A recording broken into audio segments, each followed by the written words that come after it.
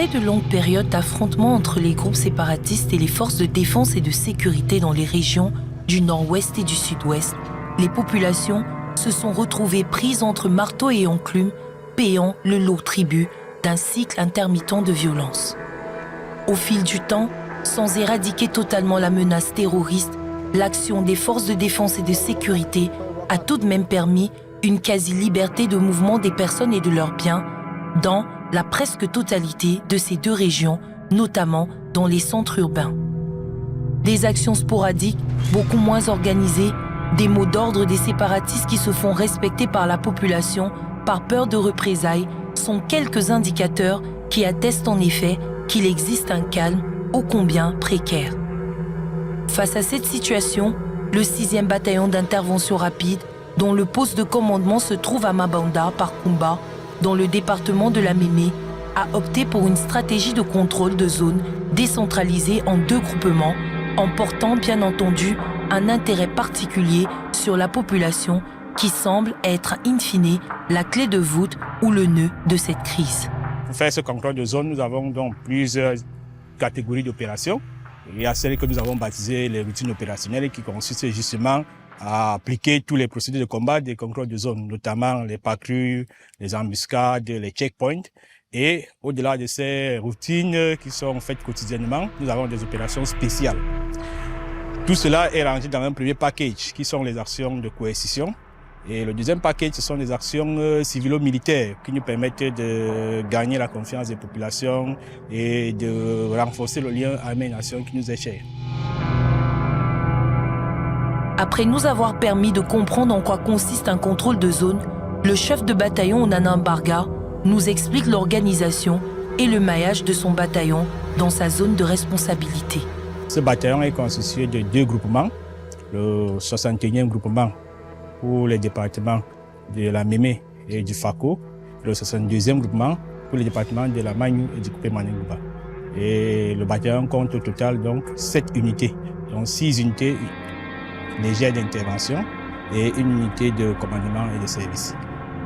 Heureux concours de circonstances pour l'équipe de tournage et routine opérationnelle pour les commandos, ce jour, le capitaine Mahaï Richard, commandant de la 612e unité légère d'intervention basée à Mouyouka, vient de recevoir un renseignement faisant état de la présence d'un groupe terroriste embusqué entre les villages Bangabakundu et Balangui sur la route nationale numéro 1. Popo, voilà, bonjour à tous. Après le compte-rendu fait à son chef, il va recevoir le hockey pour une exploitation dans la foulée de ce renseignement. Il va alors rapidement faire un briefing à ses hommes en leur rappelant non seulement l'opportunité à saisir, mais aussi la contrainte du respect des règles d'engagement en vigueur. Au niveau de Bangabakundu, on doit faire un point rouge au niveau de Bangalon Street.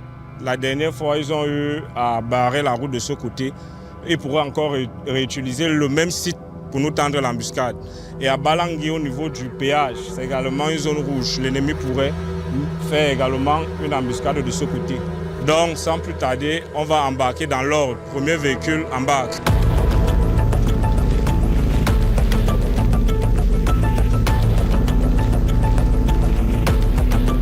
Deuxième véhicule embarqué. Écho. La signal dans la partie. Non, je faisais le contrôle avec mon moteur là.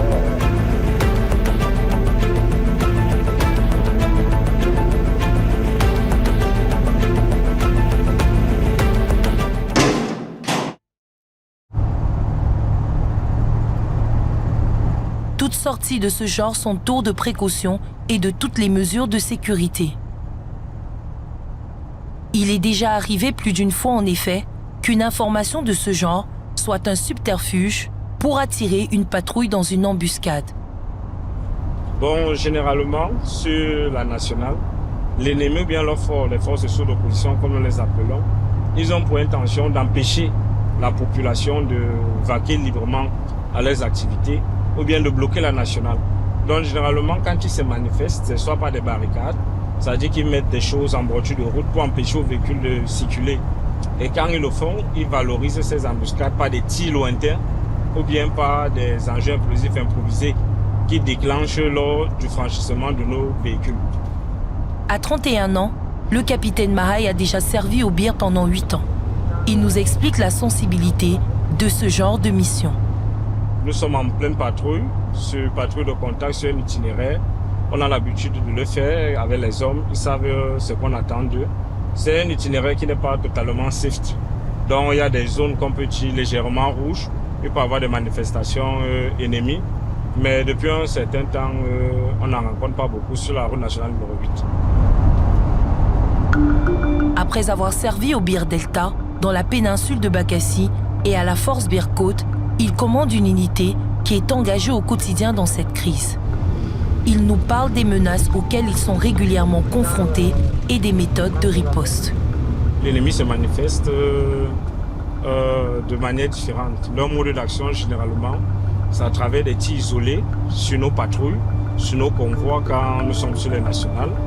En dehors de ça, il y a des barricades, c'est-à-dire des objets matériels qu'on met le long de la route pour freiner la progression, notre progression sur les différents itinéraires. En dehors de ça, il y a également la pose des mines, des engins explosifs improvisés sur certaines pistes, bien sur certains passages obligés qui déclenchent lors des passages de nos moyens roulants. Donc c'est principalement par là que l'ennemi se manifeste. Ce sont les différents modes d'action sur nos forces. Nous avons une formation qui est adaptée à ces formes de menaces qui sont multiples.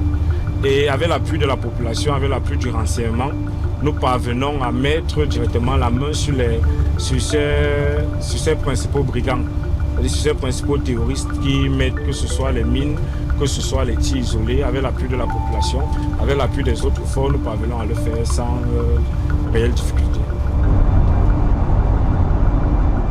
Face à ces moyens engagés, les terroristes leur opposent un armement et des modes opératoires bien que rustiques quelquefois, tout de même à ne pas négliger au regard de leur impact sur le matériel et sur le personnel. Ce qui est des engins explosifs improvisés, je dirais qu'avec la technologie, même sur Internet, l'accès n'est pas très compliqué. Parce que, comme on le dit, c'est quelque chose d'artisanal, c'est quelque chose d'improvisé. Ils le font avec des matériaux communs qu'on peut facilement avoir et ils ont de très bons artificiers qui parviennent à rentabiliser cela. Non loin de l'endroit indiqué par la source de renseignement où se trouverait l'embuscade des séparatistes, les véhicules ralentissent et la tension monte d'un cran. Vitesse maxi 50.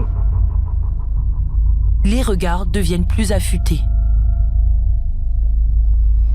Nous sommes à Malende, près de Bangabakundu.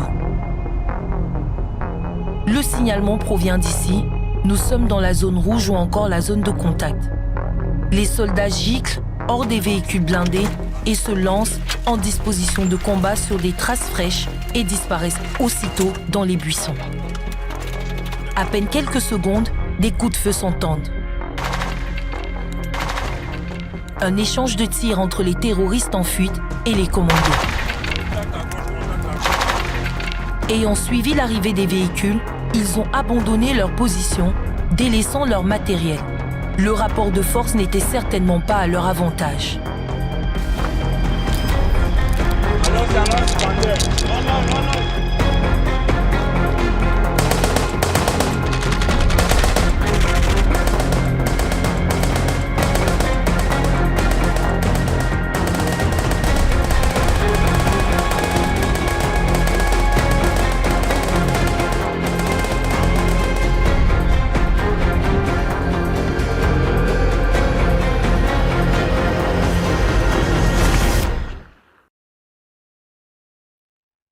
Après un moment de silence, les soldats et leurs chefs réapparaissent sur la route.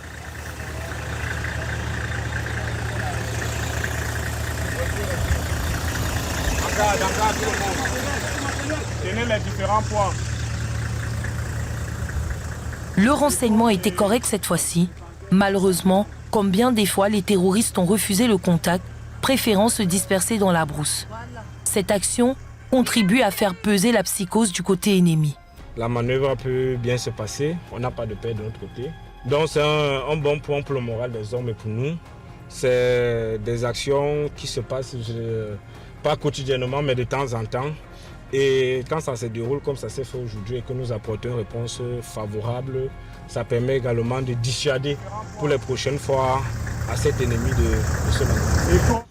Depuis le début de cette crise dans les régions du nord-ouest et du sud-ouest, les forces de défense et de sécurité comptabilisent plusieurs décès et blessés devenus par la suite inaptes opérationnels.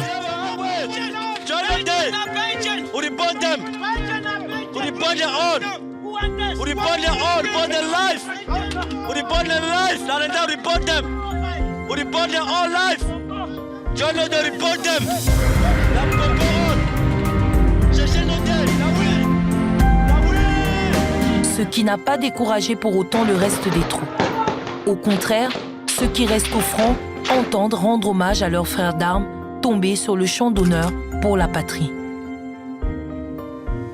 Les forces engagées font montre d'un courage audacieux, celui de devoir continuer d'avancer, même lorsqu'on a vu nos camarades rester sur le carreau et qu'on s'imagine être le prochain.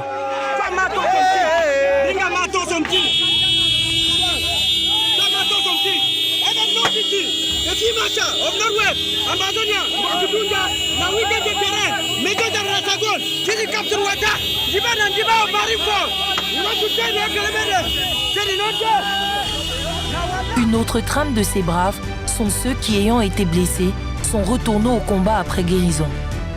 D'autres sont malheureusement définitivement inaptes et sont réinsérés dans les emplois sédentaires.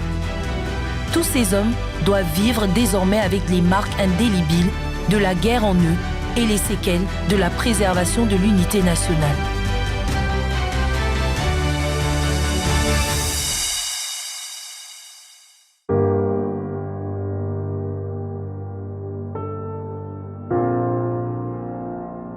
Ce sergent-chef, précédemment en service dans une section d'intervention, a été blessé lors d'un accrochage. Désormais, il sert la même unité, mais cette fois comme magasinier. On m'a employé dans un service sédentaire où je peux travailler dans le service alimentaire. Donc, pour le ravitaillement, dans les postes, dans les secteurs, ils sont obligés de venir au magasin et les ravitailler, un projet. Et je suis quand même fier parce que le haut commandement a pensé que à cet endroit, je pourrais mieux faire. Âgé de 38 ans, il totalise 15 ans de service dans les bataillons d'intervention rapide. En 2021, il était tireur principal sur mitrailleuse embarquée. Mon rôle ici, c'est de ravitailler les différents secteurs. C'est-à-dire toutes les compagnies toutes les compagnies de la zone du sud-ouest. Et parfois, nous ravitaillons certains postes en hélico, puisque la zone est compliquée. Le 21 mai 2021, au cours d'une embuscade tendue par les terroristes séparatistes, il a reçu des tirs et subi des blessures qui l'ont rendu inapte au combat. Aujourd'hui, bien plus qu'un magasinier, il est une icône pour ses camarades qui vont au front contre l'ennemi. Dans une patrouille dans la zone de Bamenda, précisément à Bali, où nous étions des patrouilles aux environs de 10h30. Après juste un contrôle mixte, à 500 mètres, nous sommes tombés dans l'embuscade des Ambazoniennes avec un convoi de 4 blindés. C'est de là où nous sommes tombés dans l'embuscade et puis nous avons riposté. Ça a pris du temps, au moins 6 heures de temps. On était dans le coup de feu. Mais on reste toujours militaire. On a riposté. On a atteint l'ennemi. Et puis, vers 18 heures que j'ai reçu la balle au bras. Il poursuit son récit. Les souvenirs sont encore ardents dans sa mémoire. Pendant l'attaque, on ne pouvait pas débarquer de la zone. où il y avait le feu parce qu'on était en circulation. Donc, les premiers véhicules, ils étaient dans les véhicules de derrière parce qu'ils couvraient le derrière. Mais entre-temps, le véhicule de mon chef, donc les EI ont touché le véhicule. C'est de là où il m'appelle au Motorola que son véhicule est atteint. Si je peux prendre le devant au Motorola. C'est comme ça que je prends dans le devant. Après cela, on a évolué, puisque l'ennemi était sur le mont, était placé sur le mont. Vous savez que dans la zone de Mavenda, il y a trop les collines. Comme ça qu'il cherchait toujours à tirer sur moi parce qu'il était en tête et c'est moi qui avais l'arme lourde. Et leur problème, c'est de fixer le tireur. Mais à un moment donné, ma main était sur la détente et l'ennemi m'a atteint. C'est de là où j'ai appelé dans les camarades qui sont à l'intérieur du véhicule que je suis touché. Il faut quelqu'un pour me relever. Quand je suis descendu du véhicule, la première des choses, j'ai pensé comme il y avait le sang qui s'évidait. J'ai donc pris le cache-nez qui était sur mon cou. J'ai fait un bandage en attendant que l'infirmier vienne en aide. C'est là où j'ai crié au secours. Et dès que l'ennemi a compris que je suis atteint, il venait seulement nous récupérer étant dans la voiture. Puisqu'on était en circulation et les véhicules, tous les roues étaient percés. Donc on ne pouvait pas débarquer de la zone du danger. Là, on ne pouvait pas. Parce que le coup de feu était de tous les côtés de la route. Il n'est peut-être pas décédé comme certains des siens, mais il y a laissé son bras. La main est faible. Elle est très faible. Elle est très faible. Puisque ça n'a plus la même force d'avant. Et des fois, les nerfs. Donc, je ne peux pas toucher un truc qui pèse. Donc, dès qu'un truc qui pèse sur ma main, je sens déjà les nerfs, ça me frappe. Comme un courant électrique comme ça là. Malgré le traumatisme, le sergent-chef Abakaï n'éprouve aucun regret. Il se dit fier d'avoir combattu pour son pays. Bon, c'est un métier que j'ai opté, donc je ne regrette pas parce que quand j'ai entré dans l'armée, je me suis dit que c'est pour servir le pays avec honneur et fidélité. Donc je ne peux pas le regretter. Il exprime sa gratitude et sa reconnaissance à sa hiérarchie pour la prise en charge, la confiance qu'elle lui a accordée et est fier de continuer à servir son unité, le BIR et son pays de façon différente. Après mon attaque, le haut commandement a pris des dispositifs pour me soigner. Et toutes les dépenses que je faisais à l'hôpital, c'est l'armée qui s'occupait de moi. Que ce soit en nourriture, en alimentation, tout. Donc, je n'ai pas l'idée de dire que non. Puisque même si j'étais en famille et que je n'avais pas de moyens, peut-être par exemple, pendant un accident comme ça, et que tu n'as pas de moyens, ça sera compliqué. Mais l'armée s'occupe de nous. L'armée s'est occupée de moi franchement, puisque je me suis senti vraiment à l'aise. Jusqu'à m'envoyer à l'hôpital général de Douala, où j'ai fait pratiquement 1 mois là-bas. C'est l'armée qui s'occupait de moi. Aujourd'hui, je suis fier. Je suis content d'être.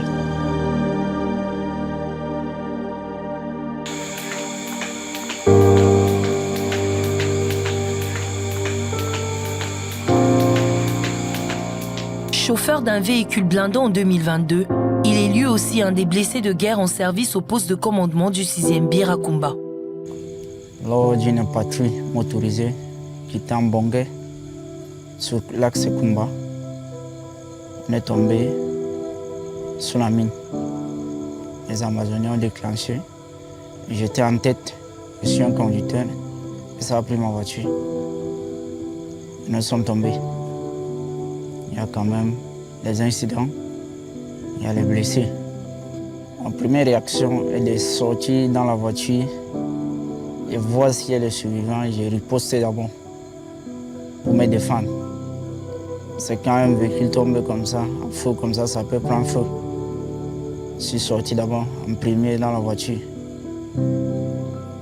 J'ai pris mon arme et commencé à riposter. J'ai perdu ma classe en 2019 aussi.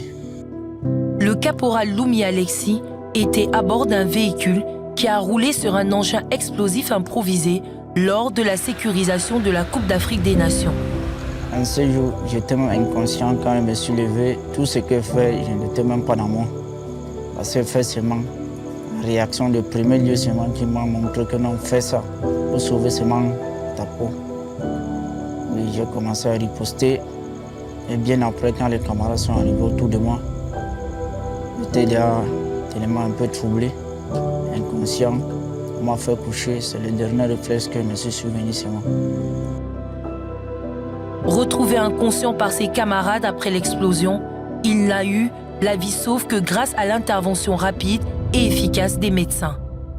Victime d'un traumatisme crânien, il ne pourra plus piloter ses véhicules blindés d'aussitôt. J'ai un trouble mental, donc j'ai quand même le mot de tête qui me fait à tout moment. Quand il y a assez de bruit, ma tête fait quand même mal.